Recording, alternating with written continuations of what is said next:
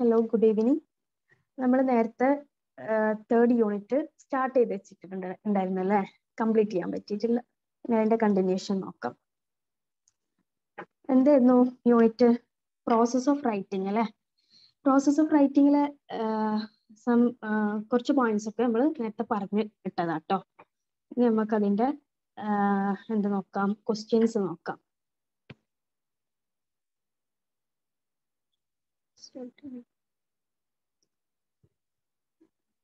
Okay. First question. Briefly discuss the step-by-step process of writing an academic assignment. Academic assignment എഴുതുമ്പോൾ ഉള്ള steps ഉണ്ടാവുമല്ലോ.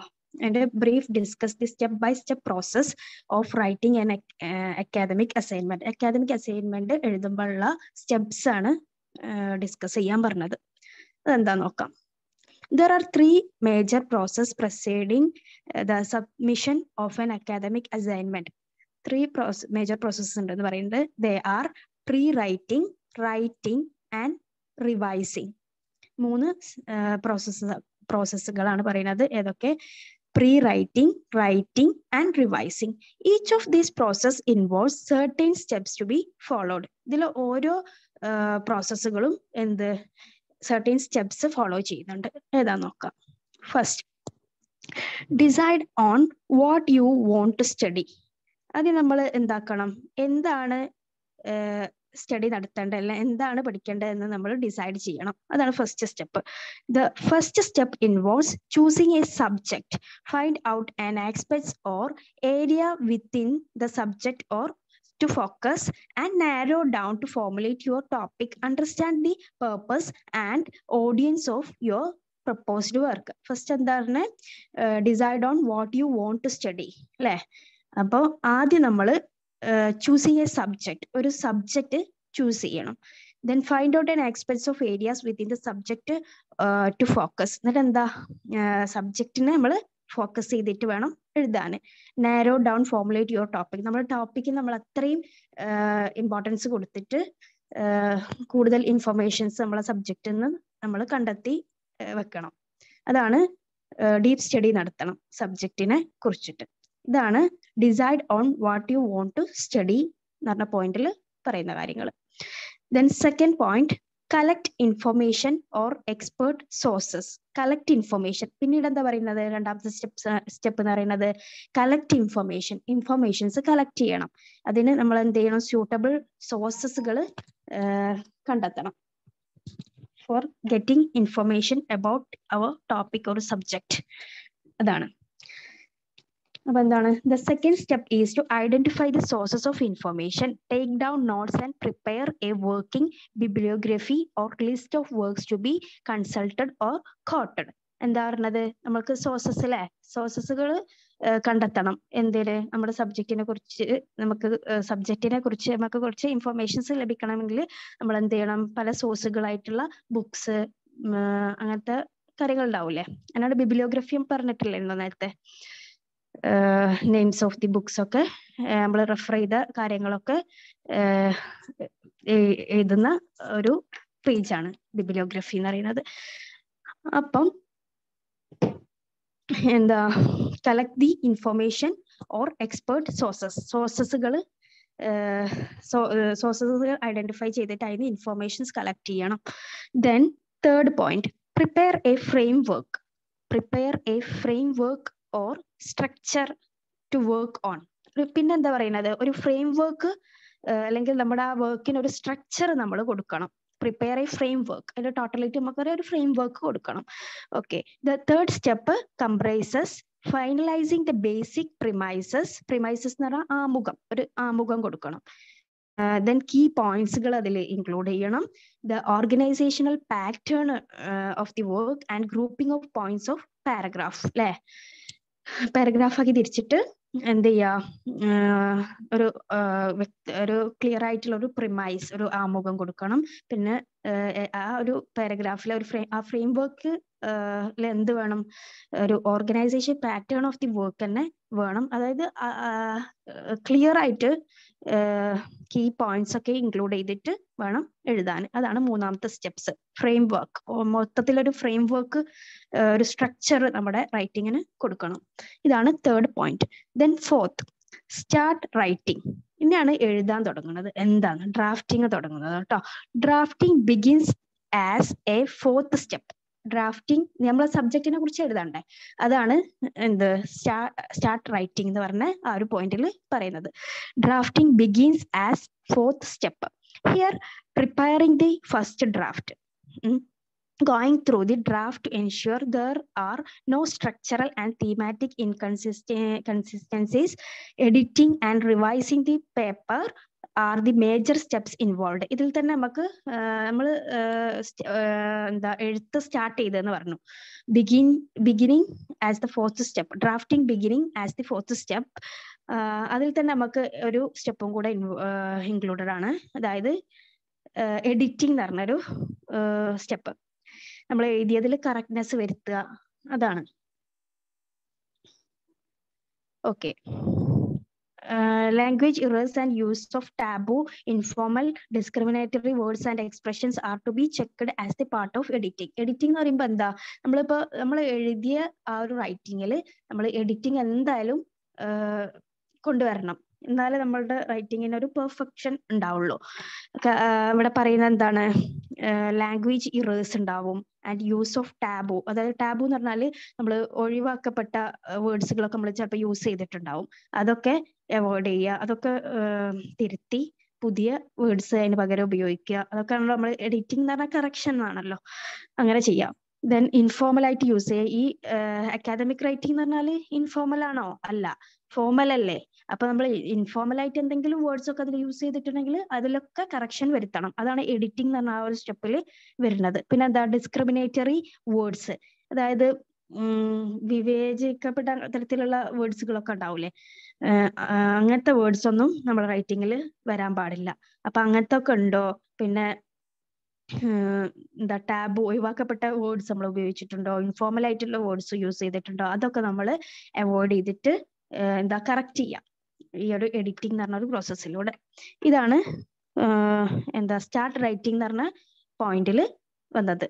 Okay. Then fifth point, prepare the final draft and submit. പിന്നെന്താ, ഒരു final draft നമ്മൾ കൊടുക്കണം അവസാനമായിട്ട് submit ചെയ്യുമ്പോൾ. It is always better to keep check list to verify anything important is left out before submitting. ഇതെന്ന് പറഞ്ഞാൽ നമ്മൾ സബ്മിറ്റ് ചെയ്യുന്നതിന്റെ മുന്നേ തന്നെ നമ്മളത് ചെക്ക് ലിസ്റ്റ് നടത്തണം, ഇത് ചെക്ക് ചെയ്യണം. നമ്മൾ ഇമ്പോർട്ടൻ്റ് ആയിട്ടുള്ള കാര്യങ്ങൾ വിട്ടുപോയിട്ടുണ്ടോ അല്ലെങ്കിൽ അതൊക്കെ നോക്കുക ആ ഒരു സമയത്ത്, എന്നിട്ട് അത് ആഡ് ചെയ്യുക. ഇതൊക്കെയാണ് എഡിറ്റിംഗ് എന്ന് പറഞ്ഞ ഒരു പ്രോസസ്സ് തന്നെയാണ് ഇത്. ഫൈനൽ ഡ്രാഫ്റ്റ് ആയിട്ട് ഫൈനൽ ആയിട്ടുള്ള എഴുത്ത് നമ്മൾ ഒന്നുകൂടെ വായിച്ചിട്ട് എന്ത് ചെയ്യുക, കറക്റ്റ് എഡിറ്റിംഗ് നടത്തുക.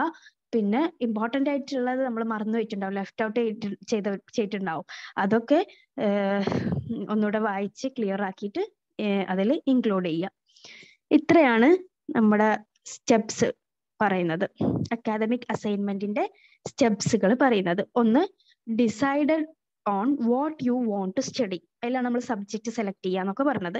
Then second, collect information or expert സോഴ്സസുകൾ കണ്ടെത്തുക.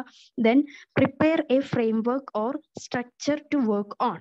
പ്രിപ്പയർ എ ഫ്രെയിം വർക്ക് നൽകുക, അല്ലെങ്കിൽ ഒരു സ്ട്രക്ചർ കൊടുക്കുക. Then start writing, fourth one start writing, അതിൽ തന്നെ എഡിറ്റിംഗും വരുന്നുണ്ട്. Then prepare the final draft and submit. These 5 are the main steps of the academic assignment, writing of academic assignment. Okay, clear ആണെന്ന് വിചാരിക്കുന്നു. Then second question എന്താ നോക്കാം. Discuss the importance of audience analysis in academic writing. ഒരു question ആട്ടോ. Discuss the importance of audience. ഓഡിയൻസിന്റെ importance എത്രത്തോളം ഉണ്ട്, അല്ലെങ്കിൽ എത്രത്തോളം അനലൈസ് ചെയ്യുന്നുണ്ട് അക്കാദമിക് റൈറ്റിംഗിൽ, ഓഡിയൻസിന് എത്ര പ്രാധാന്യം കൊടുക്കുന്നുണ്ട് നോക്കാം. Okay, audience analysis is an important prerequisite for effective communication. Academic writing is not different in this respect. Before venturing into an academic writing assignment, you need to have a clear idea about your audience. അപ്പം എന്താണ് നല്ലൊരു importance തന്നെ കൊടുക്കുന്നുണ്ട് എന്ത് നമ്മുടെ ഓഡിയൻസിന് കേട്ടോ. നമ്മൾ റൈറ്റേഴ്സിന്റെ ഓഡിയൻസിന് റൈറ്റേഴ്സ് കൊടുക്കണം നല്ലൊരു എന്ത് നല്ലൊരു പ്രിഫറൻസ് അവർക്ക് നമ്മൾ അവരെ ബേസ് ചെയ്തിട്ട് തന്നെ വേണം നമ്മൾ എഴുതാൻ. ഓക്കെ, എന്നാൽ മാത്രമേ നല്ലൊരു അക്കാദമിക് റൈറ്റിംഗ് നമുക്ക് എഴുതാൻ പറ്റത്തുള്ളൂ. അപ്പോൾ എന്തൊക്കെയാണ് നമ്മുടെ ഓഡിയൻസ് അക്സെപ്റ്റ് ചെയ്യുന്നത് അല്ലെങ്കിൽ പ്രതീക്ഷിക്കുന്നത് എന്ന് നമ്മൾ അറിഞ്ഞിരിക്കണം. അപ്പൊ നമുക്ക് നോക്കാം points. Who am I writing for? Audience അല്ല, ഓതർ മൈൻഡിൽ വിചാരിക്കേണ്ട കുറച്ച് ക്വസ്റ്റ്യൻസുകളാണ് പറയുന്നത്. അതായത് ഈ discuss the importance of audience analysis and academic writing എന്ന ക്വസ്റ്റ്യന്റെ ആൻസർ ആണ് കേട്ടോ പറയുന്നത്. Then who am I writing for? ഞാൻ ആർക്ക് വേണ്ടിയാണ് എഴുതുന്നത്? ഓഡിയൻസിന് വേണ്ടിയിട്ടല്ലേ. അപ്പൊ അത് നമ്മൾ കൺസിഡർ ചെയ്യണം. What do I expect my readers to know about my topic? എൻ്റെ റീഡേഴ്സ് എൻ്റെ ടോപ്പിക്കിനെ കുറിച്ച് എന്താണ് പ്രതീക്ഷിക്കുന്നത് എന്ന് നമ്മൾ കാണേണ്ടതുണ്ട്. Then next, what do I want my readers to think about my topic? ഞാൻ എന്തായാലും അറിഞ്ഞിരിക്കണം എൻ്റെ റീഡേഴ്സ് ഞാൻ എടുത്ത ആ ടോപ്പിക്കിനെ കുറിച്ച് എന്താണ് ചിന്തിക്കുന്നതെന്ന് ഞാൻ എന്തായിട്ടും ഞാൻ എന്നുള്ളത് ഇവിടെ ഓതറാണ്, അറിയണം. അതിനൊക്കെ ബേസ് ചെയ്തിട്ട് വേണം അവരുടെ writings, academic writing. Then next, what do my readers know about my topic? What do my readers know? എൻ്റെ ടോപ്പിക്കിനെ കുറിച്ച് റീഡേഴ്സിന് എന്തറിയാം എന്നുകൂടി നമ്മൾ ഈ ഒരു 4 പോയിന്റ്സ് നമ്മൾ വിലയിരുത്തിയിട്ട് വേണം നമ്മൾ ഓഡിയൻസിന് ഇത്രയും പ്രിഫറൻസ് നമ്മൾ കൊടുക്കണം. എന്നിട്ട് വേണം നമ്മുടെ റൈറ്റിങ്സ് സ്റ്റാർട്ട് ചെയ്യാൻ. എന്നാലേ ഒരു നല്ലൊരു അക്കാദമിക് റൈറ്റിംഗ് നമുക്ക് കംപ്ലീറ്റ് ചെയ്യാൻ പറ്റത്തുള്ളൂ. ഇതാണ് ഈ ക്വസ്റ്റ്യന്റെ ആൻസർ. എത്രത്തോളം ഓഡിയൻസിന് ഇമ്പോർട്ടൻസ് കൊടുക്കുന്നുണ്ട് അക്കാദമിക് റൈറ്റിംഗിൽ, അതാണ് ക്വസ്റ്റ്യൻ. അതിന്റെ ആൻസർ ആണ് ഇപ്പൊ പറഞ്ഞത്. Then third question, bring out the purpose of N academic work. എന്താണ് അക്കാദമിക് വർക്കിന്റെ പേർപ്പസ്? അതാണ് പറയുന്നത്. The purpose in academic writing refers to your reason for writing. Although the stated reason of an academic assignment is purely academic or educational, it serves certain social, rhetoric, and career-related purpose as well. The rhetoric purpose of an academic writing assignment is to persuade the audience to think the way you want them to think. എന്താ പറഞ്ഞേ? Purpose എന്താണ്? Mainly it serves certain social ആയിട്ടും. Rhetoric നമ്മൾ നേരത്തെ പറഞ്ഞിട്ടില്ലായിരുന്നോ? പ്രഭാഷണ രൂപത്തിലുള്ള rhetoric elements ഇതൊക്കെ നമ്മൾ നേരത്തെ പറഞ്ഞതാണ്, അതിന്റെ കീ ഫങ്ഷൻസ് ഒക്കെ. റിട്ടോറിക് ആയിട്ടുള്ള ആൻഡ് കരിയർ റിലേറ്റഡ് പർപ്പസുകളൊക്കെയാണ് അക്കാദമിക് വർക്കിലൂടെ ഉള്ള പർപ്പസ് എന്ന് പറയുന്നത്. And it pursued the audience എന്ന് പറഞ്ഞാൽ, പെർസ്യൂഷൻ എന്ന് പറഞ്ഞാൽ എന്തായിരുന്നു നേരത്തെ പറഞ്ഞിരുന്നല്ലോ, ഓതറിന്റെ വ്യൂ ഓഫ് പോയിന്റ് റീഡേഴ്സിന് പ്രൊവൈഡ് ചെയ്യുന്നതിനെയാണ് പെർസ്യൂഷൻ എന്ന് പറയുന്നത്. ഓക്കെ, ദെൻ നെക്സ്റ്റ് ക്വസ്റ്റ്യൻ നോക്കാം. Examine the importance of voice in the academic work. Academic വർക്കിൽ വോയിസ് എന്നുള്ളതിന് ഇമ്പോർട്ടൻസ് എത്രമാത്രം ഉണ്ട്? വോയിസ് എന്ന് പറഞ്ഞാൽ ഇവിടെ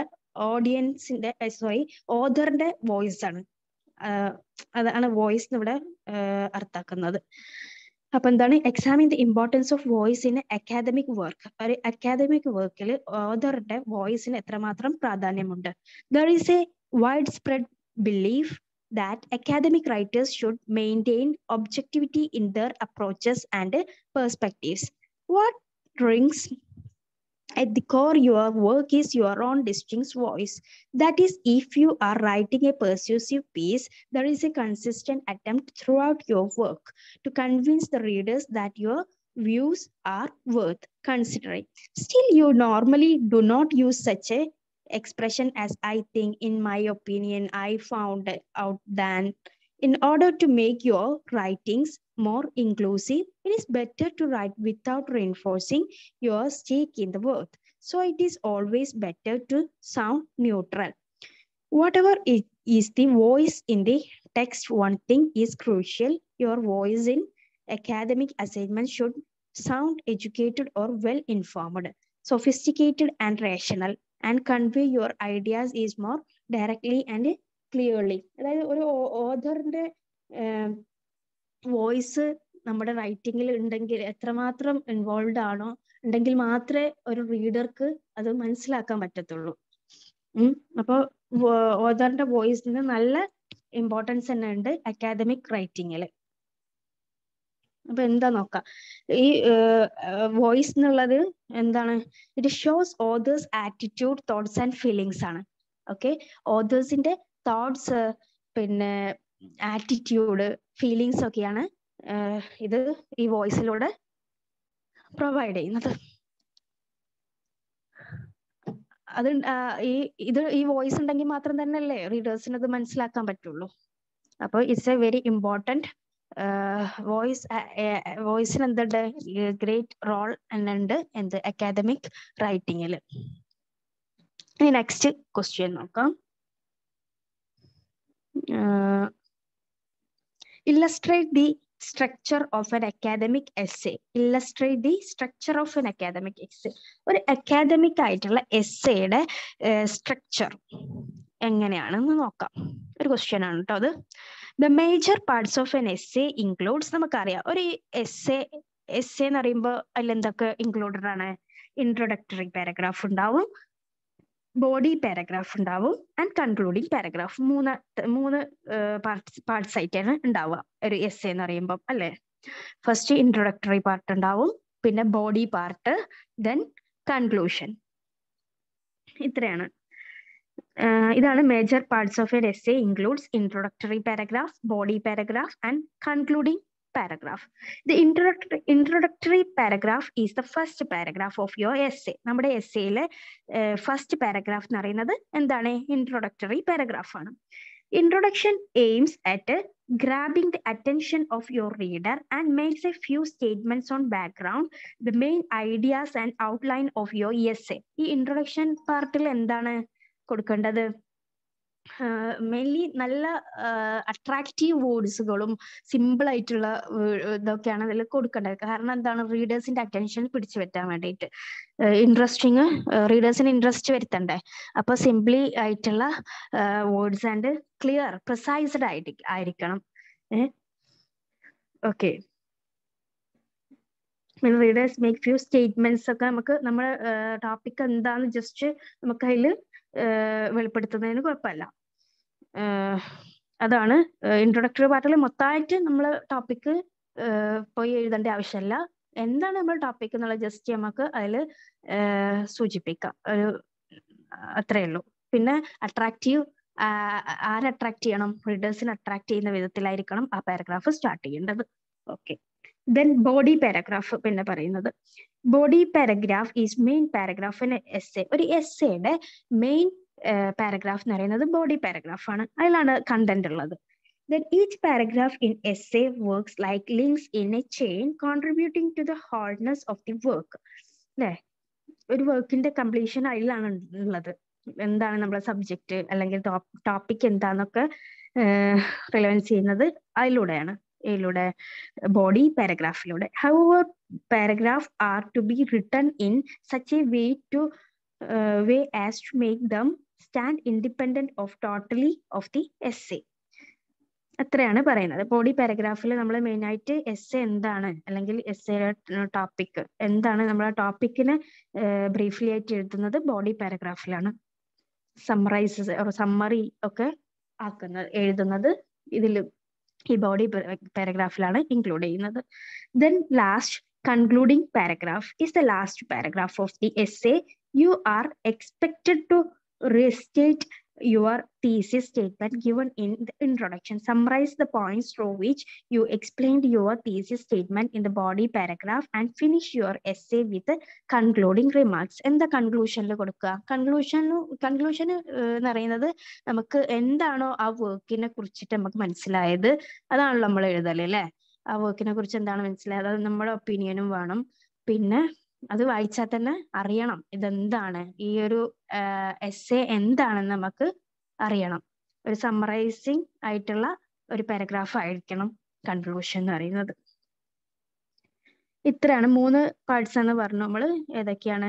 introductory paragraph, body paragraph and conclusion paragraph. ഇത് ബ്രീഫായിട്ട് എഴുതുക. ഇതാണ് structure of N academic essay എന്ന് പറയുന്നത്. Then list the main step in planning an essay. ഒരു എസ്സേ പ്ലാൻ ചെയ്യുമ്പോഴുള്ള സ്റ്റെപ്സ് എന്തൊക്കെയാണ്? 3 സ്റ്റെപ്സ് ആണ് പറയുന്നത്. Pre writing, writing and revising. Pre writing, writing, revising are the major steps in planning and essay. ഒരു essay plan ചെയ്യുമ്പം ഈ 3 കാര്യങ്ങളാണ് നമ്മൾ ശ്രദ്ധിക്കേണ്ടത്. ഏതൊക്കെയാണ്? Pre writing, writing and revising. എന്താണ് പ്രീ റൈറ്റിംഗ് എന്ന് നോക്കാം. Pre writing activities are the preliminary step. First സ്റ്റെപ്പാണ് before starting to write your essay. നമ്മുടെ എസ്സേ സ്റ്റാർട്ട് ചെയ്യുന്നതിന്റെ മുന്നേ നമ്മൾ യൂസ് ചെയ്യുന്ന ഒരു സ്റ്റെപ്പാണ് പ്രീ റൈറ്റിംഗ്, റൈറ്റിംഗിന്റെ മുന്നേ. അപ്പൊ എന്താ നമ്മൾ ചെയ്യേണ്ടത്? Understanding the question, topic or purpose and audience. നമ്മൾ എന്തൊക്കെ ചെയ്യണം, എന്തൊക്കെ നമ്മൾ കൺസിഡർ ചെയ്യണം? Understanding the question. ഒരു ക്വസ്റ്റ്യൻ നമുക്ക് തരും, ഒരു എസ്സേ എഴുതണമെങ്കിൽ നമുക്കൊരു ക്വസ്റ്റ്യൻ തരൂലേ? ആ ക്വസ്റ്റ്യന് എത്രമാത്രം നമ്മൾ എന്ത് ചെയ്യണം? അണ്ടർസ്റ്റാൻഡ് ചെയ്യണം. ആൻഡ് ടോപ്പിക്കിനെ കുറിച്ച് ടോപ്പിക്ക് നമ്മൾ മനസ്സിലാക്കണം. ദെൻ പേർപ്പസ്, അതിന്റെ ലക്ഷ്യം എന്താണ്? പിന്നെ ഓഡിയൻസിനെ കുറിച്ചിട്ട് ഒരു ഐഡിയ ഉണ്ടാവണം ആണ് first point. Then use pre writing techniques like, പിന്നെ പ്രീ റൈറ്റിംഗ് ടെക്നിക്സുകളാണ് ബ്രെയിൻ സ്റ്റോമിങ്. നമ്മൾ നേരത്തെ പറഞ്ഞു ബ്രെയിൻ സ്റ്റോമിങ് എന്തിനായിരുന്നു നമ്മൾ യൂസ് ചെയ്തിരുന്നത്? എന്തിനായിരുന്നു? ഐഡിയാസ് പല പല കുട്ടികൾക്ക് നിന്ന് എന്താണ് പല ഐഡിയാസ് കിട്ടുമല്ലോ ഡിസ്കഷനിലൂടെയൊക്കെ. അപ്പം ആ ബ്രെയിൻ സ്റ്റോമിങ്ങിലൂടെ നമുക്ക് ഐഡിയാസ് കിട്ടും. അപ്പോൾ എഴുതുന്നതിന് മുന്നേ പ്രീ റൈറ്റിംഗിലുള്ള പോയിന്റ് ആണ് എന്ത്? ബ്രെയിൻ സ്റ്റോമിംഗ് എന്ന് പറയുന്നത്. റൈറ്റിംഗിന്റെ മുന്നേ ഉള്ള പോയിന്റ് ആണ്. കാരണം ബ്രെയിൻ സ്റ്റോമിങ് നടത്തി കഴിഞ്ഞാൽ നമുക്ക് ഒരുപാട് ഐഡിയാസ് കിട്ടും. Okay. Techniques like brain storming, clustering എന്നൊക്കെ പറഞ്ഞാൽ കുട്ടികളെ ഗ്രൂപ്പായി തിരിച്ചിട്ട് ഇങ്ങനെ ഡിസ്കസ് ചെയ്തിട്ട് ഒരു ടോപ്പിക്കിനെ നമ്മൾ ഡിസ്കസ് ചെയ്താൽ നമുക്ക് ഒരുപാട് കാര്യങ്ങൾ കിട്ടൂലേ?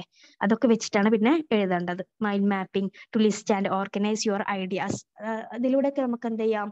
Organising our ideas. ഒരുപാട് ഐഡിയാസ് ഓർഗനൈസ് ചെയ്തിട്ട് നമുക്ക് കണക്ട് ചെയ്ത് എഴുതാൻ പറ്റും. Then അടുത്ത point, if your instructor has given you a question, convert the question into a topic. ചിലപ്പോൾ നിങ്ങളുടെ ഇൻസ്ട്രക്ടർ, നിങ്ങളുടെ ടീച്ചർ നിങ്ങൾക്ക് എന്താ തരിക? ഒരു ക്വസ്റ്റ്യൻ തരുമായിരിക്കും. അത് കൺവേർട്ട് ചെയ്ത് ഒരു ടോപ്പിക് ആക്കി മാറ്റണം നമ്മൾ എസ്സേ എഴുതാൻ വേണ്ടിയിട്ട്. If the topic is given by the instructor, convert the topic into a question. ഇനി അഥവാ ഒരു ടോപ്പിക്കാണ് നിങ്ങളുടെ ടീച്ചർ നിങ്ങൾക്ക് തരികയാണെങ്കിൽ, ഇൻസ്ട്രക്ടർ നിങ്ങൾക്ക് തരികയാണെങ്കിൽ നമ്മൾ എന്ത് ചെയ്യണം? അത് ഒരു ക്വസ്റ്റ്യൻ രൂപത്തിലേക്ക് മാറ്റിയിട്ട് നമ്മൾ ചെയ്യണം. If only a keywords is given, you are required to frame topic as well as the question. എന്താണ്? ഇനിയിപ്പോ നിങ്ങൾക്കൊരു ഫ്രെയിം വർക്ക് കീവേഡ് മാത്രമേ തന്നിട്ടുള്ളെങ്കിൽ അതിൽ നിന്ന് ആ ഒരു വേർഡ് ഫ്രെയിം ചെയ്ത് നമ്മളൊരു ടോപ്പിക് ഉണ്ടാക്കണം. അങ്ങനെ ഒരു എസ്സേക്ക് മെയിൻ ആയിട്ട് വേണ്ടത് ഒരു ടോപ്പിക്കാണ് എഴുതാൻ. അങ്ങനെ. അപ്പോൾ topic is the important thing. അത് നമുക്ക് നമ്മളെ ഇൻസ്ട്രക്ടർ തരും. അതിനെ നമ്മൾ ഒരു ക്വസ്റ്റ്യനെ തന്നെങ്കിൽ അത് സബ്ജക്റ്റ് ആക്കി മാറ്റണം, അതൊരു ടോപ്പിക് ആക്കി മാറ്റണം. ഇത്രയൊക്കെയാണ് പറയുന്നത്. Then identify the sources and gather relevant materials. പിന്നീട് നമ്മൾ എന്താ ചെയ്യേണ്ടത്? നമുക്ക് ടോപ്പിക്ക് കിട്ടിക്കഴിഞ്ഞാൽ നമ്മൾക്ക് അത് ആ ടോപ്പിക്കിനെ കുറിച്ച് നമുക്ക് കൂടുതൽ ബ്രീഫായിട്ടുള്ള ഇൻഫർമേഷൻസ് ലഭിക്കണ്ടേ? അതിന് വേണ്ടിയിട്ടുള്ള സോഴ്സ് നമ്മൾ കണ്ടെത്തണം, മെറ്റീരിയൽസ് കണ്ടെത്തണം. അതാണ് identify the sources and gather relevant materials. Next point, prepare and outline. ഒരു ഔട്ട്ലൈൻ നമ്മൾ ക്രിയേറ്റ് ചെയ്യണം. Decide the logical ordering of the ideas, cluster ideas four paragraph. എന്താണ്? ഒരു കൂട്ടം നമുക്ക് ഐഡിയാസ് ഒക്കെ കിട്ടി, അതൊക്കെ കൂടി എഴുതി ഉണ്ടാക്കി ഒരു പാരഗ്രാഫ് ആക്കിയിട്ട് മാറ്റി ഒരു ഔട്ട്ലൈൻ, നമ്മുടെ എസ്സേ ഒക്കെ ഒരു ഔട്ട്ലൈൻ ഉണ്ടാക്കണ്ടേ? അങ്ങനെ. Then identify the thesis statement. Identify the thesis statement. അങ്ങനെ thesis statementum ഐഡന്റിഫൈ ചെയ്യണം. ഇത്രയാണ് പ്രീ റൈറ്റിങ്ങിൽ ശ്രദ്ധിക്കേണ്ട കാര്യങ്ങൾ. എഴുതുന്നതിന് മുന്നുള്ള കാര്യങ്ങളാണ് കേട്ടോ പറഞ്ഞത്. ബ്രെയിൻ സ്റ്റോമിംഗ് ഒക്കെ നടത്തി നമുക്ക് കൂടുതൽ ആശയങ്ങൾ ലഭിച്ച് അത് സോഴ്സസ് കണ്ടെത്തുക. സോഴ്സസ് കണ്ടെത്തിയതിന് ശേഷം എഴുതാനുള്ളത് ഒരു ഔട്ട്ലൈൻ നമ്മൾ ക്രിയേറ്റ് ചെയ്യുക. എന്നിട്ടൊക്കെയാണ് പിന്നെയാണ് റൈറ്റിംഗ് എന്ന് പറഞ്ഞ രണ്ടാമത്തെ സ്റ്റെപ്പ് വരുന്നത്. ഓക്കെ, ഫസ്റ്റ് സ്റ്റെപ്പാണ് എന്ത്, പ്രീ റൈറ്റിംഗ്. പ്ലാനിങ്ങിന്റെ കേട്ടോ, പ്ലാനിങ് ഓഫ് ആൻ എസ്സേന്റെ ഫസ്റ്റ് സ്റ്റെപ്പാണ് pre writing. Second step writing. എന്താണ് റൈറ്റിംഗിൽ പറയുന്നത് നോക്കാം. Frame the thesis statement and list the main points. നമ്മൾ എന്ത് ചെയ്യണം, ഒരു തീസിസ് സ്റ്റേറ്റ്മെന്റ് ഫ്രെയിം ചെയ്തിട്ട് അതിൽ മെയിൻ പോയിന്റ്സ്, ഇമ്പോർട്ടൻറ്റ് പോയിന്റ്സ് ഒക്കെ നമ്മൾ അതിൽ എഴുതണം. Then draft introductory paragraph. Introductory paragraph എഴുതി തുടങ്ങണം റൈറ്റിംഗിൽ. Draft each body paragraph with supporting points, substitution and transition. പിന്നെന്താ പറഞ്ഞ, ഡ്രാഫ്റ്റ് ഈച്ച് ബോഡി പാരഗ്രാഫ്. ആദ്യം ഇൻട്രൊഡക്ടറി പാരഗ്രാഫ് എഴുതുക, പിന്നെ ബോഡി പാരഗ്രാഫ് എഴുതുക, അതിന് സപ്പോർട്ടിങ് ചെയ്തിട്ടുള്ള പോയിന്റ്സ് ഒക്കെ ബേസ് ചെയ്തിട്ട് എഴുതണം. Then draft the concluding paragraph. റൈറ്റിംഗിൽ ഈ മൂന്നെണ്ണം തന്നെ നേരത്തെ നമ്മൾ ആദ്യം പറഞ്ഞ തന്നെ introduction paragraph, body paragraph and conclusion paragraph നമ്മൾ പറഞ്ഞില്ലേ, അത് തന്നെയാണ് ഈ റൈറ്റിംഗിൽ പറയുന്നത്. ഓക്കെ, ദെൻ മൂന്നാമത്തെ പോയിന്റ് ആണ് പ്ലാനിങ്ങിന്റെ മൂന്നാമത്തെ പോയിന്റ്, റിവൈസിങ്. റിവൈസിങ് എന്ന് പറഞ്ഞാലോ, edit and revise your essay. നമ്മൾ എഴുതിയ ആ ഒരു എസ്സേനെ നമ്മൾ എന്ത് ചെയ്യണം, എഡിറ്റ് ചെയ്യണം, റിവൈസ് ചെയ്യണം. വീണ്ടും അത് വായിച്ച് നമ്മൾ അത് എഡിറ്റ് ചെയ്യണം. Check for inconsistencies and tone, use of taboo words and expressions, grammar, spelling, punctuation and referencing. നമ്മൾ നേരത്തെ പറഞ്ഞല്ലോ, എഡിറ്റിംഗ് എന്ന് പറഞ്ഞ ആ ഒരു പോയിന്റിൽ നമ്മൾ നേരത്തെ പറഞ്ഞു. അത് തന്നെയാണ് ഇവിടെ റിവൈസിങ്ങിൽ നടത്തേണ്ടത്. റിവൈസിങ് എന്ന് പറയുമ്പോൾ നമ്മൾ ആദ്യം നമ്മൾ എഴുതി ഉണ്ടാക്കിയ കാര്യം, ആ ഒരു എസ്സേനെ നമ്മൾ വീണ്ടും റിവൈസ് ചെയ്തിട്ട് റീഡ് ചെയ്ത് എഡിറ്റ് ചെയ്യണം. അതിൽ നമ്മൾ അൺവാണ്ടഡ് ആയിട്ടുള്ള വേർഡ്സ് യൂസ് ചെയ്തിട്ടുണ്ടോ, ടാബു വേർഡ്സ്, ഒഴിവാക്കപ്പെട്ട വേർഡ്സ് യൂസ് ചെയ്തിട്ടുണ്ടോ, അല്ലെങ്കിൽ ഡിസ്ക്രിമിനേറ്റഡ് വേർഡ്സ് യൂസ് ചെയ്തിട്ടുണ്ടോ, അല്ലെങ്കിൽ പഞ്ച്വേഷൻസ് ഒക്കെ ക്ലിയർ അല്ലേ, ഗ്രാമർ മിസ്റ്റേക്സ് ഉണ്ടോ, സ്പെല്ലിംഗ് മിസ്റ്റേക്ക് ഉണ്ടോ, അൺവാണ്ടഡ് ആയിട്ടുള്ള എക്സ്പ്രഷൻസ് ഇട്ടിട്ടുണ്ടോ, എല്ലാം നോക്കി എഡിറ്റ് ചെയ്യണം. എന്നിട്ടാണത് ഒരു വർക്കാക്കി മാറ്റേണ്ടത്, എസ്സേ ആക്കി മാറ്റേണ്ടത്. അപ്പൊ ഈ 3 സ്റ്റെപ്സ് ആണ് steps in planning of an essay. Okay, clear ആയെന്ന് വിചാരിക്കുന്നു. Then 7th question, consider brainstorming and outlining as effective pre writing activities. എന്താണ്? Consider brainstorming and outlining effective pre writing activities. എന്താണ് brainstorming, എത്രത്തോളം effective ആണ് pre writing ആക്ടിവിറ്റീസിൽ എന്ന് ഒരു question നോക്കാം. ബ്രെയിൻ സ്റ്റോമിംഗ് എന്ന് പറഞ്ഞാൽ എന്താണ്? Is a group activity conducted at the beginning of the project to generate ideas. അല്ലെ, അത് ഒരു ഗ്രൂപ്പ് ആക്ടിവിറ്റിയാണ്. എന്തിനാണ്? പ്രൊജക്ട് തുടങ്ങണതിന്റെ അല്ലെങ്കിൽ ഒരു എസ്സേ തുടങ്ങണതിന്റെ മുന്നേ ബിഗിനിങ്ങിൽ കൊടുക്കുന്ന ഒരു സംഭവമാണ്. എന്തിനാണ്? ടു ജനറേറ്റ് ഐഡിയാസ് ജനറേറ്റ് ചെയ്യാൻ വേണ്ടിയിട്ടാണ് ഈ ബ്രെയിൻ സ്റ്റോമിംഗ് യൂസ് ചെയ്യുന്നത്. In business and organisational context brainstorming is used as a method to generate innovative ideas. ഈ ഒരു ബ്രെയിൻ സ്റ്റോമിങ്ങിലൂടെ നമുക്ക് ഇന്നോവേറ്റീവ് ആയിട്ടുള്ള, പുതിയതായിട്ടുള്ള, ന്യൂ ആയിട്ടുള്ള തോട്ട്സ്, തിങ്കിങ്സ് ഒക്കെ നമുക്ക് ഐഡിയാസ് ഒക്കെ ലഭിക്കും. On an area of interest and sometimes to find leads to address problems, challenges or conflicts. ഇതൊക്കെ നമുക്ക് ഈ ഒരു ബ്രെയിൻ സ്റ്റോമിങ്ങിലൂടെ നമുക്ക് പല പല ആശയങ്ങൾ, ന്യൂ ആയിട്ടുള്ള ആശയങ്ങളൊക്കെ ലഭിക്കും. അപ്പൊ എന്താണ്, നമ്മൾ എഴുതുന്നതിന്റെ മുന്നേ ഒരു പ്രൊജക്ടിന്റെ ബിഗിനിങ്ങിലാണ് നമ്മളിത് യൂസ് ചെയ്യുന്നത്. Brainstorming can be a great use of pre writing technique. It's a pre writing technique ആണ്. Before you start writing it is essential for you to gather ideas and get into the heart your subject. ഇതെന്ന് പറയുന്നത് ഒരു important ആയിട്ടുള്ള കാര്യം തന്നെയാണ് brain storming എന്ന് പറയുന്നത്. എന്തിന്റെ പ്രീ റിക്വിസൈറ്റ് ഫോം ഓഫ് എന്താണ്, റൈറ്റിംഗ്. ഒരു റൈറ്റിങ്ങിന്റെ മുന്നേ നമ്മൾ എന്തായിട്ടും യൂസ് ചെയ്യേണ്ട ഒരു സംഭവമാണ് ബ്രെയിൻ സ്റ്റോമിംഗ് എന്ന് പറയുന്നത്. ഇതാണ് brain storming and outlining effective of pre writing activities എന്ന് പറഞ്ഞ ക്വസ്റ്റ്യന്റെ ആൻസറും. Then next question, what are the 3 types of paragraph in academic essay? ഒരു അക്കാദമിക് എസ്സേസിന് 3 ടൈപ്സ് ഓഫ് പാരഗ്രാഫ് ഉണ്ടെന്ന് നമ്മൾ പറഞ്ഞല്ലോ. അത് ഏതൊക്കെയാണ് ഒരു ക്വസ്റ്റ്യൻ ആണ്. ഏതൊക്കെയാണ്? ഇപ്പൊ നേരത്തെ പറഞ്ഞു പോയിട്ടേ ഉള്ളൂ. ഏതാണ്? Introductory paragraph, body paragraph, concluding paragraph. അപ്പൊ അത് മൂന്നും ഇങ്ങനെ പോയിന്റ് ആക്കി എഴുതി വെച്ചാൽ പോരാ. അത് എന്താണ് എക്സ്പ്ലെയിൻ ചെയ്യണം. എന്താണ് ഇൻട്രൊഡക്ടറി പാരഗ്രാഫ് എന്താ? നിങ്ങൾക്ക് പിന്നെ എക്സ്പ്ലെയിൻ ചെയ്യാൻ കഴിയൂലേ? ഇപ്പൊ പറഞ്ഞല്ലോ. നല്ലൊന്നുകൂടി നോക്കാം. ഇൻട്രൊഡക്ടറി പാരഗ്രാഫ് എന്ന് പറഞ്ഞാൽ first paragraph of the essay. ഒരു എസ്സേന്റെ ഫസ്റ്റ് പാരഗ്രാഫ് ആണ്. Body paragraph is the main paragraph. Body paragraph എന്ന് പറയുന്നത് എന്താണ്? Main paragraph of an essay. എസ്സേയുടെ മെയിൻ പാരഗ്രാഫ് ആണ്. Body paragraphs gives a complete idea with a necessary explanation, illustration, quotations and other forms of substantiation. അതായത് body പാരഗ്രാഫിലൂടെ നമുക്ക് ഒരു complete idea കിട്ടും. നമ്മുടെ എഴുതിയ ഒരു എസ്സേ അല്ലെങ്കിൽ നമ്മുടെ ആ വർക്കിനെ കുറിച്ചൊരു കംപ്ലീറ്റ് ആയിട്ടുള്ള ഒരു ഐഡിയ ലഭിക്കുന്നത് ബോഡി പാരഗ്രാഫിലൂടെയാണ്. അതാണ് ഇവിടെ പറഞ്ഞത്.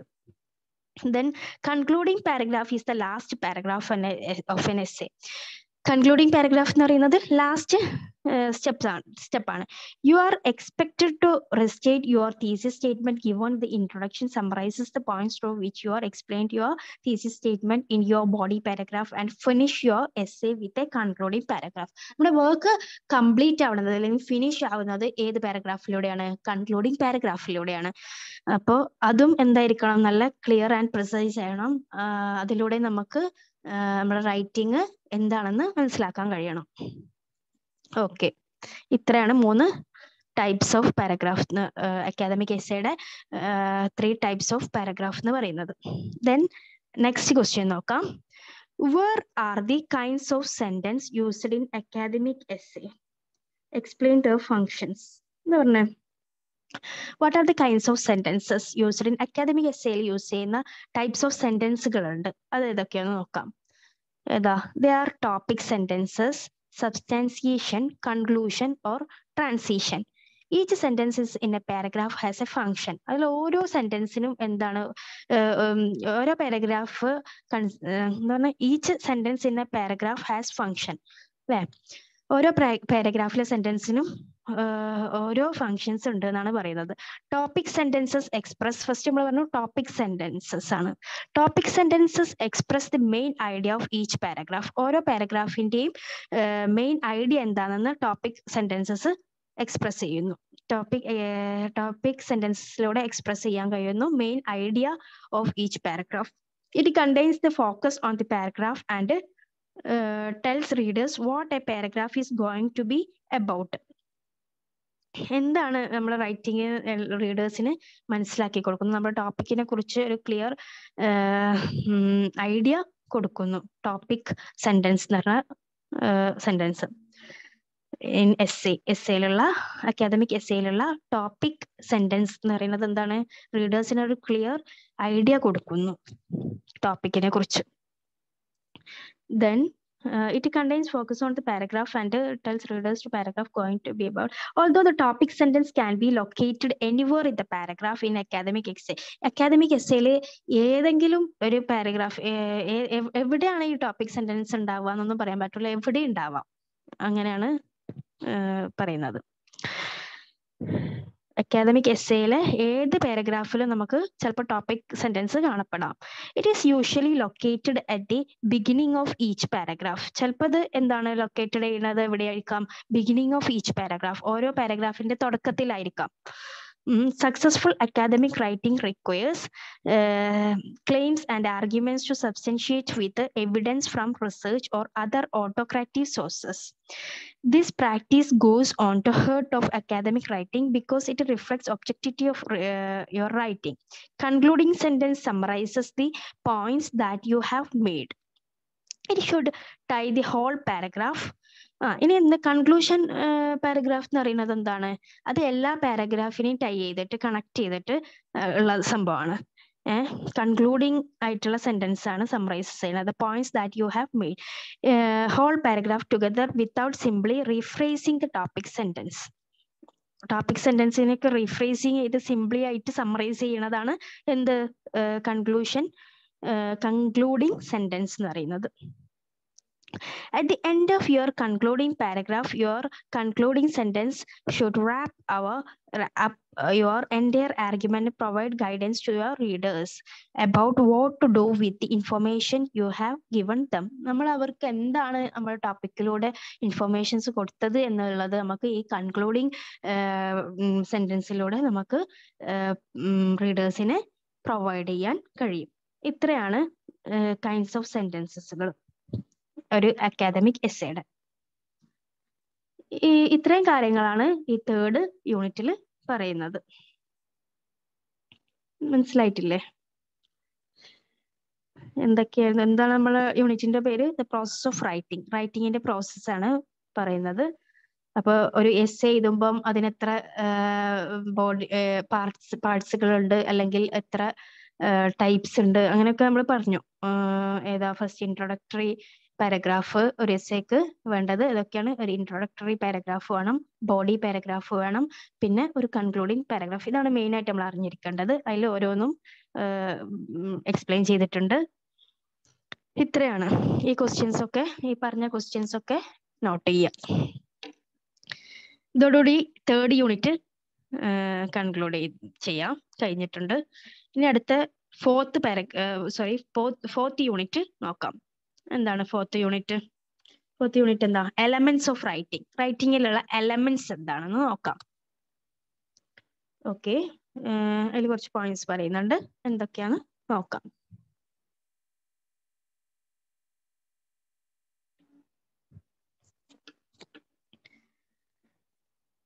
Then the term rhetoric and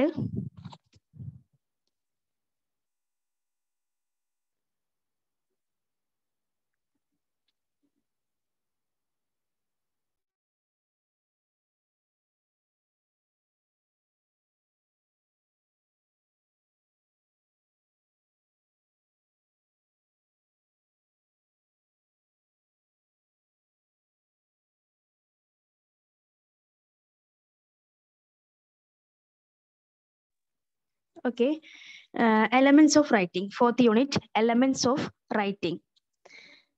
എന്താണെന്ന് നോക്കാം. The term rhetoric and rhetorical refers to the ways you can adopt to communicate effectively. Rhetorical modes are your strategies to reach your audience. എന്താണ് പറയുന്നത്? Rhetoric നമ്മൾ പറഞ്ഞല്ലോ നേരത്തെ. റിട്ടോറിക് ആയിട്ടുള്ള words, rhetoric modes നമ്മൾ പറഞ്ഞിട്ടുണ്ട് നേരത്തെ. അതിൽ നറേഷന്, ഡിസ്ക്രിപ്ഷൻ, പിന്നെ എക്സ്പോസിറ്ററി റൈറ്റിങ്സ്, അങ്ങനെ ഒരുപാട് കാര്യങ്ങൾ വരുന്നുണ്ട്. അപ്പൊ അത് എന്നൊക്കെ പറയുന്നത് എന്താണ്? It's a way you can adopt to communicate effectively. Rhetoric modes are your strategies to reach your audience. ഇതിലൂടെ എന്താണ്? നിങ്ങളുടെ ഓഡിയൻസിന് ക്ലിയർ ആയിട്ട് നിങ്ങളെ റൈറ്റിങ്സ് ആശയം ലഭിക്കും. Then next point, a narrative is rhetoric mode suitable for relating sequence of events of thoughts. Narratives can be classified as fictional and non-fictional. എന്താണ് നമ്മൾ പറഞ്ഞല്ലോ നേരത്തെ, നമ്മൾ പറഞ്ഞതാണ് റിട്ടോറിക് മോഡ്സ് നമ്മൾ പറഞ്ഞില്ല. അതിൽ നറേഷൻ എന്താ ഒക്കെ പറഞ്ഞിട്ടുണ്ട്, ഡിസ്ക്രിപ്ഷൻ, ഇല്ലസ്ട്രേഷൻ ഒക്കെ പറഞ്ഞിട്ടുണ്ട്. അതിന് ഓരോന്നിനെ പറ്റിയിട്ടാണ് പറയുന്നത്. Then narrative is a rhetoric mode. Narrative എന്ന് പറയുന്നത് ഒരു റിട്ടോറിക്കൽ മോഡാണ്. It's suitable for relating a sequence of events. Mode suitable for relating sequence of events and thoughts, and narratives can be classified as fictional and non-fictional. Narratives എന്ന് പറയുമ്പോൾ അതിൽ എന്തൊക്കെ classified as fictional വർക്ക്സും ഉണ്ട്, non fictional വർക്ക്സും ഒക്കെ included ആണ്. പിന്നെ sequence of events of thoughts, ഇതൊക്കെയാണ് നെറേറ്റീവിൽ included ആവുന്നത്. Then description involves presenting information in manner appealing to the sense, sight, sound, smell, taste and touch, and creating an impression in the reader to listener. Description എന്ന് പറയുമ്പോൾ അതും ഒരു rhetorical ആയിട്ടുള്ളൊരു mode തന്നെയാണ്. എന്ത്? Description. Descriptions involves presenting information in a manner appealing to the sense of sight. നമ്മുടെ sense of സൈറ്റിലും sound, smell, taste, touch ഇതൊക്കെ ഇൻക്ലൂഡഡ് ആയിട്ടുള്ള റൈറ്റിങ്സ് ആണ് ഇല്ലസ്ട്രേഷൻ എന്ന് പറയുന്നത്. അതായത് ഒരു ഓതറുടെ വ്യൂ ഓഫ് പോയിന്റിലുള്ള സെൻസ് ഓഫ് സൈറ്റിലുള്ള അല്ലെങ്കിൽ അത്തരം കാര്യങ്ങളാണ് അവിടെ എക്സ്പ്രസ് ചെയ്യുന്നത്.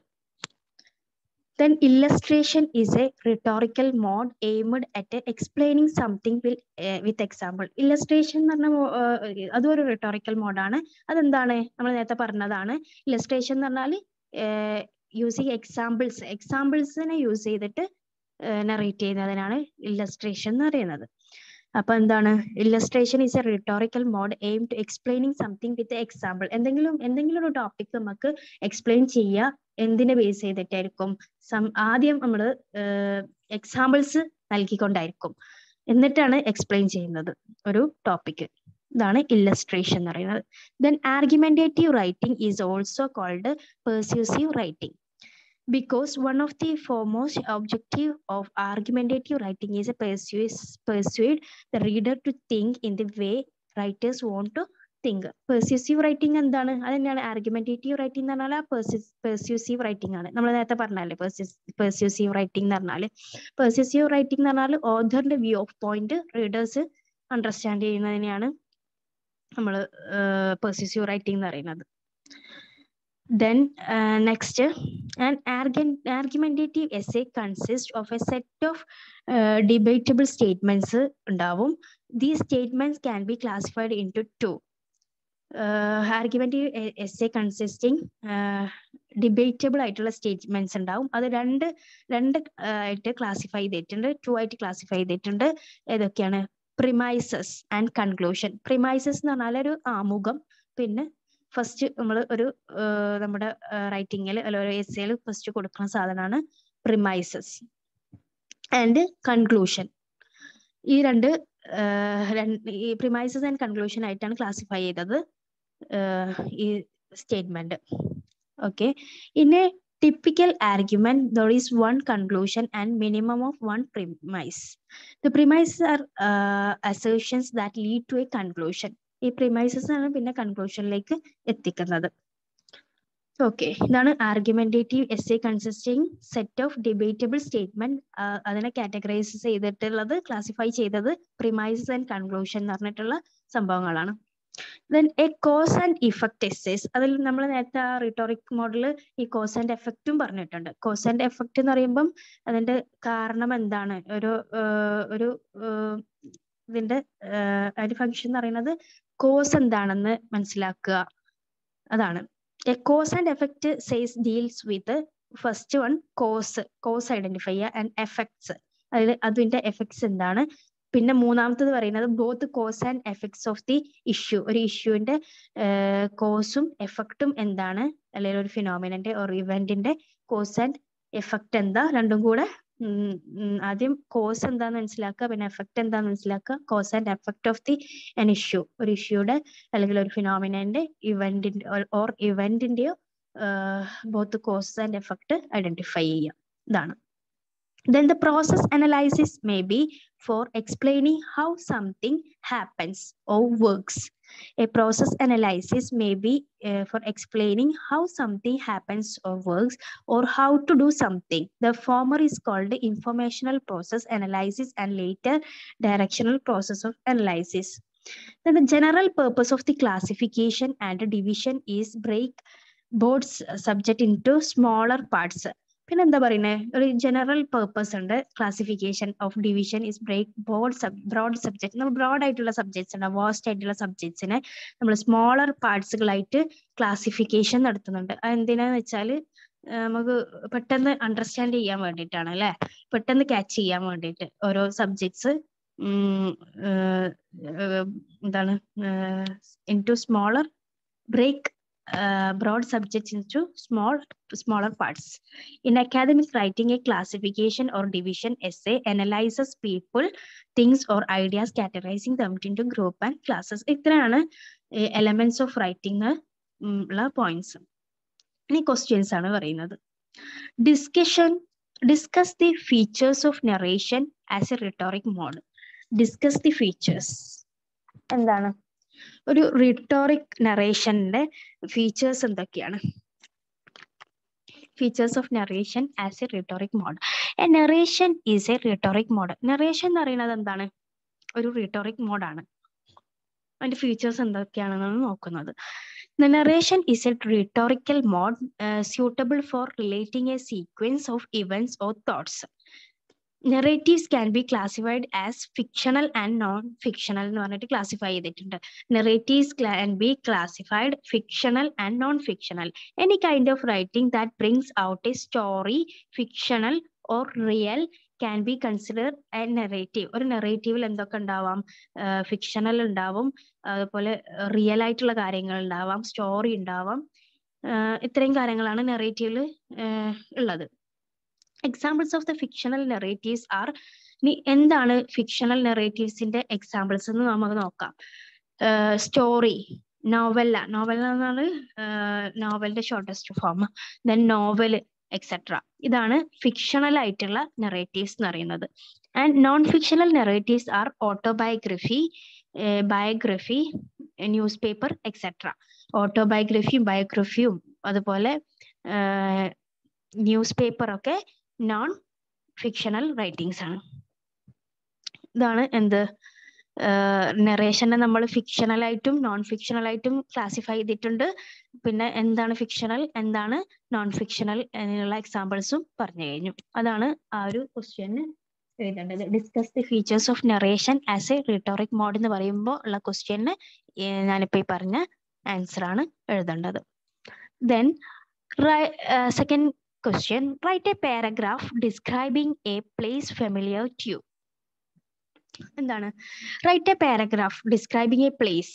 ഒരു പ്ലേസ് നിങ്ങൾക്ക് ഫെമിലിയർ ആയിട്ടുള്ള ഒരു പ്ലേസ്, അതിനെ ഒരു പാരഗ്രാഫ് ആയിട്ട് ഡിസ്ക്രൈബ് ചെയ്യണം. എങ്ങനെ ഡിസ്ക്രൈബ് ചെയ്യും? ഇവിടെ ഒരു എക്സാമ്പിൾ കൊടുത്തിട്ടുണ്ട്. നിങ്ങൾക്ക് ഫെമിലിയർ ആയിട്ടുള്ള ഏതെങ്കിലും പ്ലേസ്, ചിലപ്പോൾ അങ്ങനെ ചോദിക്കാം, ഏതെങ്കിലും ഫെമിലിയർ ആയിട്ടുള്ള പ്ലേസിനെ കുറിച്ചിട്ടൊരു പാരഗ്രാഫ് ഉണ്ടാക്കാൻ എങ്ങനെ ഡിസ്ക്രൈബ് ചെയ്യും? ജസ്റ്റ് ഇവിടെ ഒരു ഡിസ്ട്രിക്റ്റിനെ കുറിച്ചിട്ട് അവർ ഡിസ്ക്രൈബ് ചെയ്തിട്ടുണ്ട്. എന്താന്ന് നോക്കാം. പാലക്കാടാണ്. Palakkad is one of the 14th district in Kerala. It is simply ആയിട്ട് ഒരു പാരഗ്രാഫാണ്. It is the gateway to Kerala due to presence of Palakkad Gap in the Western Ghats. The largest Malampuzha dam is situated in the Palakkad. It has tropical wet and dry climate. The famous national park Silent Valley is in a Palakkad district. Palakkad Fort is an old fort situated in the heart of Palakkad town. Here is a large ground between the fort and Palakkad town hall known as Kota Maidan.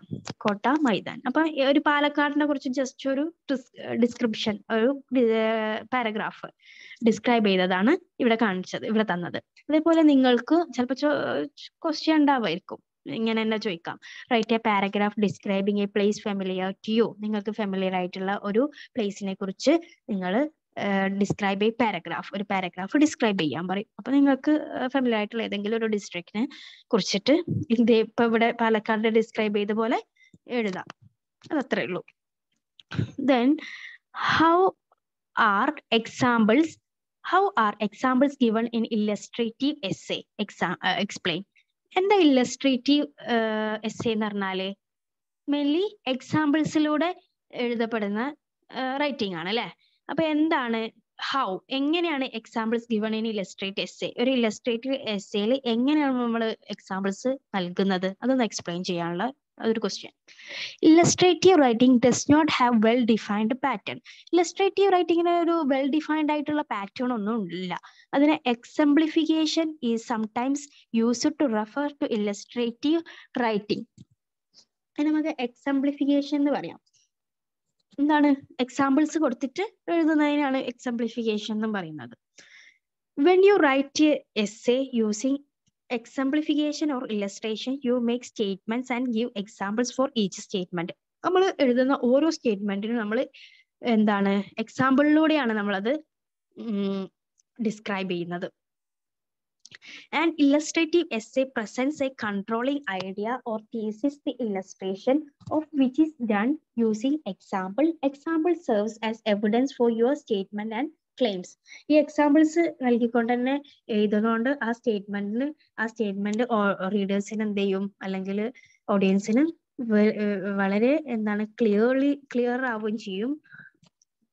ടോപ്പിക്കിനെ കുറിച്ചിട്ട് well നോളജും കിട്ടും. Easy to understand ആണ് ഈ illustrative റൈറ്റിങ്ങിലൂടെ റീഡേഴ്സിന് ലഭിക്കുന്നത്. Then explain the process of applying for a passport. ഒരു question, explain the process of applying, ഒരു passport apply ചെയ്യുമ്പോഴുള്ള process explain ചെയ്യാൻ. എന്താ അറിയുന്നല്ല എല്ലാവർക്കും? ഞാൻ വായിക്കാം. First apply for passport through online mode. ഇപ്പൊ നമ്മൾ ഓൺലൈൻ മോഡിലല്ലേ, ഓൺലൈനിൽ പോയിട്ട് അല്ലെങ്കിൽ അക്ഷയയിൽ പോയിട്ട് ഓൺലൈനിൽ നമ്മൾ പാസ്പോർട്ടിന് അപ്ലൈ ചെയ്യുന്നത്. First apply for passport through online mode, give your personal details. ഇത് ജസ്റ്റ് ഒരു പാരഗ്രാഫ് എങ്ങനെ എഴുതും എന്നുള്ളതാണ് ഇവിടെ കാണിക്കുന്നത്. അത് എന്താണെന്ന് ജസ്റ്റ് ഞാൻ വായിച്ചുതരാം. Give your personal details and submit application. അങ്ങനെ നമ്മൾ എന്ത് ചെയ്യുക, നമ്മളെ പേഴ്സണൽ ഡീറ്റെയിൽസ് ഒക്കെ സബ്മിറ്റ് ചെയ്യുക, അപ്ലിക്കേഷന് കൊടുക്കുക. The submitted documents are verified at passport Seva Kendra. അവിടെ നമ്മളെ ഡീറ്റെയിൽസ്, പേഴ്സണൽ ഡീറ്റെയിൽസ് ഒക്കെ വെരിഫൈ ചെയ്യും. Then you receive updates on your file number through SMS to your registered mobile number. നമ്മൾ എവിടെയാണ്, ഏത് മൊബൈൽ നമ്പർ രജിസ്റ്റർ ചെയ്യപ്പെട്ട ഏത് മൊബൈൽ നമ്പറാണോ അതിൽ നമുക്ക് SMS വരും. അതിന്റെ കൂടുതൽ അപ്ഡേറ്റ്സ് നമുക്ക് മെസ്സേജ് ആയിട്ട് നമ്മുടെ ഫോൺ നമ്പറിലേക്ക് അല്ലെങ്കിൽ ഫോണിൽ SMS ആയിട്ട് വരും. The police verification is initiated. പിന്നെ എന്താണ്, ഒരു പോലീസ് വെരിഫിക്കേഷന് ഉണ്ടാവും അല്ലെ. They verify the detail and enquire with your neighbours. അതെന്ത് ചെയ്യുന്നു, വെരിഫൈ ദ ഡീറ്റെയിൽസ്, എൻക്വയറി നടത്തുന്നു. നമ്മുടെ നൈബേഴ്സിലൊക്കെ ചെന്നിട്ട് വെരിഫൈ ദി ഡീറ്റെയിൽസ്, എൻക്വയറി നടത്തുന്നു. The make it clear that there is no criminal offence against the person. ആ പേഴ്സണിന് ക്രിമിനൽ ആയിട്ടുള്ള കേസുകളൊന്നും ഇല്ല എന്ന് ഉറപ്പുവരുത്തുന്നു. Then police submits a clear report. അങ്ങനെ പോലീസ് ഒരു ക്ലിയർ റിപ്പോർട്ട് സബ്മിറ്റ് ചെയ്യുന്നു. After passport verification is complete then starts the process of printing passport. അങ്ങനെ എന്താണ്, പാസ്പോർട്ട് പ്രിന്റിംഗ് പ്രോസസ്സ് നടക്കും, പ്രിന്റിംഗ് നടക്കും. The passport printed will be send through speed post. പിന്നെ അത് speed പോസ്റ്റിൽ നമുക്ക് സെൻഡ് ചെയ്യുന്നു. ഇത്രയാണ് ഒരു പാസ്പോർട്ട് അപ്ലൈയിങ്ങിന്റെ ഒരു പ്രോസസ്സ് പറഞ്ഞത്. അതേപോലെ ചിലപ്പോൾ എന്തെങ്കിലുമൊക്കെ ചോദിക്കായിരിക്കും, ജസ്റ്റ് ഒരു പാരഗ്രാഫ് എങ്ങനെ ക്രിയേറ്റ് ചെയ്യുമെന്നാണ് ഇവിടെ കാണിക്കുന്നത്. Then fifth question, bring out the characteristic of comparison and contrast essay. എന്താണ്, bring out the characteristic of a comparison and contrast essay. എന്താ നോക്കാം. കമ്പാരിസൺ, അത് നമ്മൾ റിട്ടോറിക് മോഡൽ നമ്മൾ പറഞ്ഞാണ്. കമ്പാരിസൺ എന്ന് പറഞ്ഞൊരു പോയിന്റ് ഉണ്ടായിരുന്നു. അപ്പൊ അത് എങ്ങനെയാണ്, അതിന്റെ ക്യാരക്ടറിസ്റ്റിക് എന്താ നോക്കാം. While writing an academic paper, you may be required to find out similarities and difference between two subjects. എന്താണ് ശരിക്കും കമ്പാരിസൺ എന്ന് പറഞ്ഞാൽ, ഒരു സബ്ജക്റ്റിന്റെ സിമിലാരിറ്റീസും ഡിഫറൻസസും പറയുന്നതിനല്ലേ നമ്മൾ ശരിക്കും കമ്പാരിസൺ എന്ന് പറയാം. ഒരു സബ്ജക്റ്റിന്റെ സിമിലാരിറ്റീസും അതുപോലെ അതിന്റെ ഡിഫറൻസും. അപ്പോ while writing an academic paper, you may require to find out similarities and difference between two സബ്ജക്റ്റുകൾ തമ്മിലുള്ള ഡിഫറൻസ് ആൻഡ് സിമിലാരിറ്റീസ് ആണ് നമ്മൾ കമ്പാരിസണിലൂടെ കൊണ്ടുവരുന്നത്. The rhetorical mode that comes to your rescue during such situations is compare and contrast. അങ്ങനെയാണ് അവിടെ compare and contrast എന്ന് പറഞ്ഞൊരു point ആയിരുന്നു rhetorical മോഡലിൽ നമ്മൾ നേരത്തെ പഠിച്ചത്. Contrasting them of both. The main objectives of the compare and contrast essay is to analyze subject that can be analyzed using comparison or contrast in meaningful way. Mainly നമ്മൾ contrasting or comparison and contrast the essay എന്ന് പറഞ്ഞാൽ similarities and difference between two subjects. അതാണ് അതിന്റെ answer. Then sixth question എന്താ നോക്കാം. How are thesis statement prepared for definition essays? എന്താണ്, in a definition essay, a thesis statement is a term and its definition. Part of developing your thesis revolves around writing as an effective definition. There are multiple approaches to defining your selected item.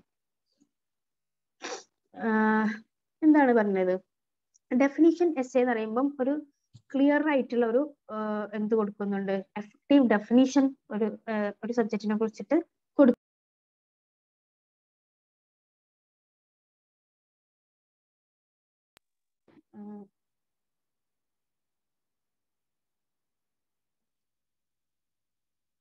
First by analysis, compare it something similar and show difference. By analyse ചെയ്യുക. അപ്പൊ എന്താണ്,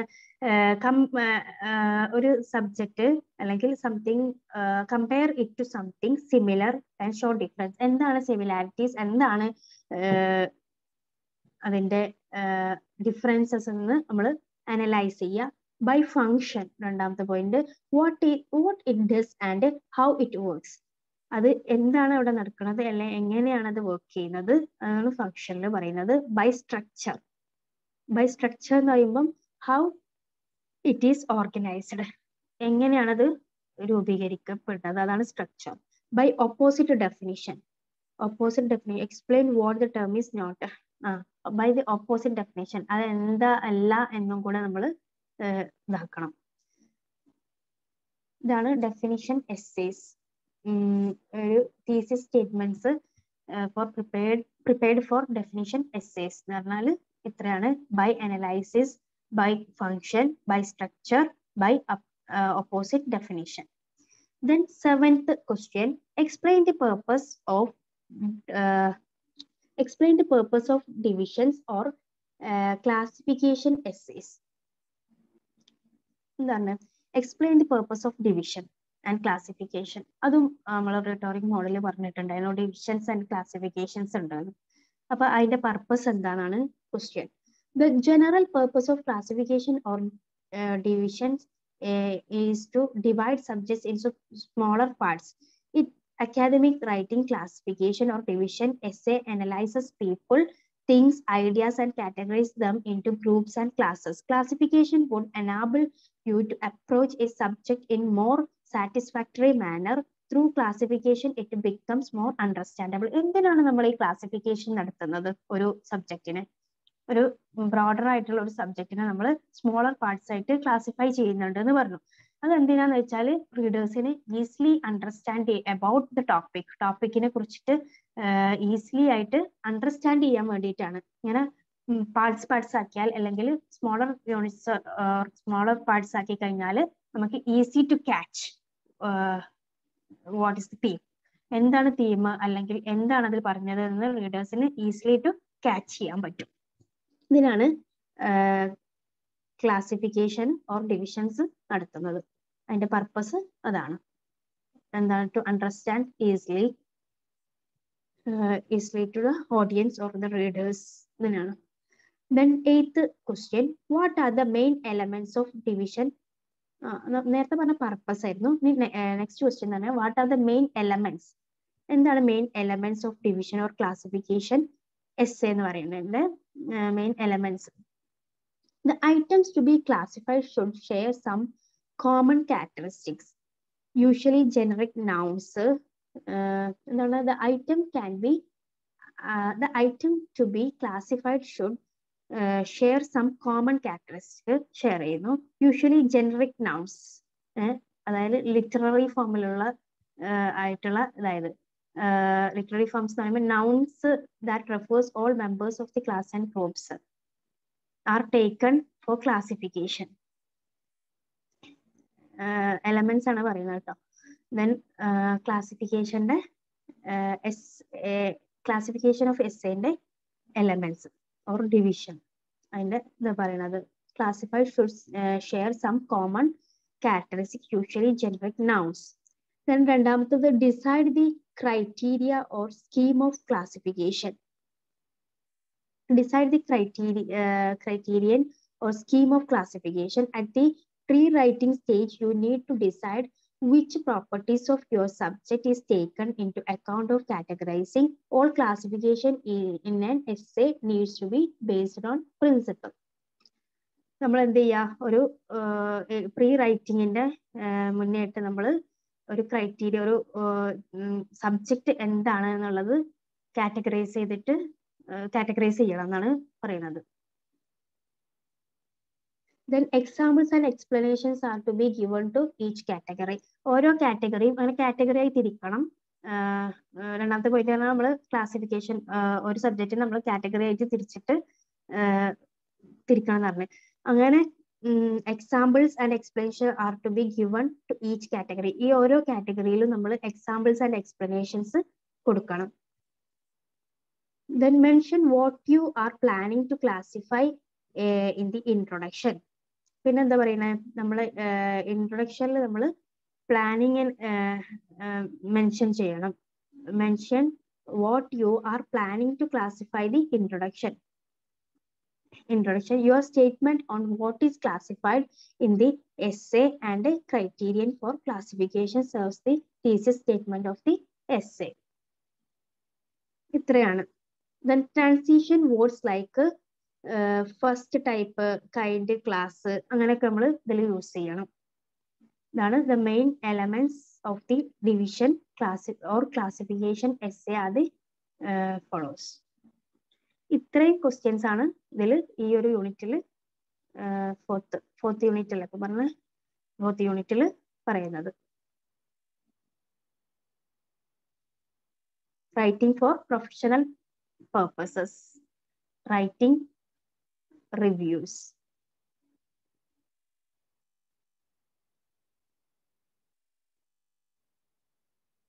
Sorry, fourth അല്ല third unit അല്ല നമ്മളിപ്പോ പറഞ്ഞു. Third യൂണിറ്റിൽ ഇത്രയും കാര്യങ്ങളാണ് പറയുന്നത്. അതായത് പർപ്പസ് ഓഫ് റൈറ്റിംഗ് അല്ലെ, sorry elements of writing.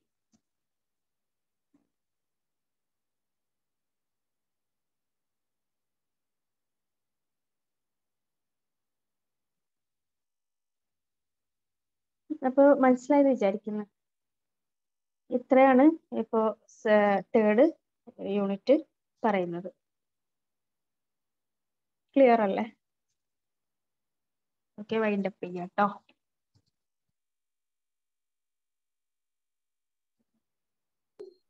Okay മിസ്സേ. ക്ലിയർ അല്ലേ?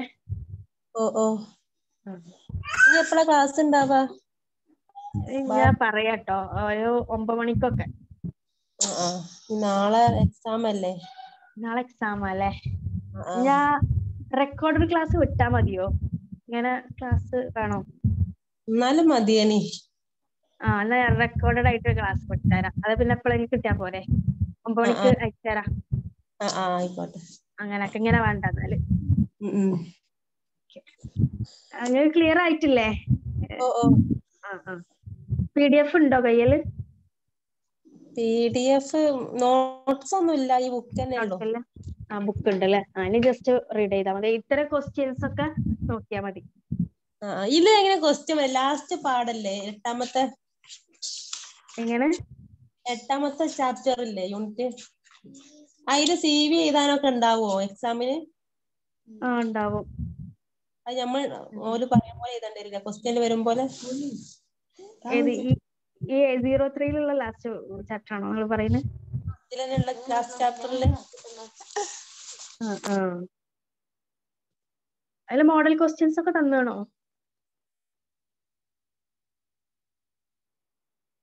ഹലോ അല്ല പെണ്ണേ, ഹലോ, മോഡൽ ക്വസ്റ്റ്യൻ ലാസ്റ്റിലുണ്ട്. ഉണ്ട്. CV എഴുതാനുണ്ടോ? ഐഡിയ ഇല്ല ഇതിനെ പറ്റിട്ട്, ഇത്ര ടോപ്പിക്സ് ക്വസ്റ്റ്യൻ എന്താ വരാന്ന് പറഞ്ഞു തരുന്ന കേട്ടോ നിങ്ങള്. ഓക്കെ, നോക്കട്ടെ. മോഡൽ ക്വസ്റ്റ്യൻസ് നോക്കിട്ട് പറയാം. ഓക്കെ, എന്നാ ഓക്കെ, വൈൻഡ് അപ്പ് ചെയ്യാണ്.